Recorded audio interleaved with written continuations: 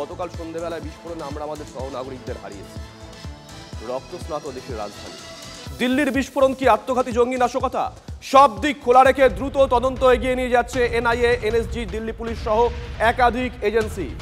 রাতের পর সাত সকালেই ঘটনাস্থলে পৌঁছে গেছে ফরেন্সিক টিম, পৌঁছে গেছেন এনএসজি আধিকারিকরা, এনআইএর আধিকারিকরা। একেবারে সকালবেলা ছবি আপনাদেরকে দেখাবো। সায়ন্ত আমাদের সহকর্মী সবার আগে পৌঁছে গেছে। সকালে সায়ন্তর সঙ্গে কথা হয়েছিল। সায়ন্ত, এই মুহূর্তে 8টা ছুঁই ছুঁই, একবার ছবিটা তোমার কাছ থেকে দেখতে চাইবো। রাজধানীর চেনা ছবি নিশ্চয়ই পাল্টে গেছে। একদম শুভজিৎ, তোমাকে সেই ছবিটা একবার দেখাতে বলবো ক্যামেরা পার্সন অনুদীপকে।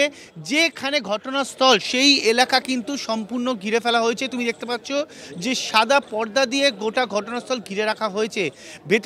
ভেতরে যেখানটা মূলত ঘটনাটা ঘটেছিল সেইখানে ঘিরে রেখে এনএসজি এবং এনআইএর একই সঙ্গে দিল্লি পুলিশের যারা গোয়েন্দা আধিকারিকরা তারা তদন্ত কার্য চালাচ্ছেন এবং আশেপাশে দিল্লি পুলিশের শীর্ষ কর্তারা যেমন রয়েছেন তেমনই এনএসজির এই জওয়ানরা রয়েছে স্পেশাল ফোর্সের আধিকারিকরাও।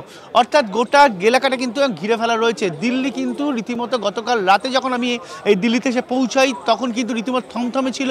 আজ সকাল থেকেও থমথমে হয়ে রয়েছে গোটা লাল কেল্লার সংলগ্ন এলাকা।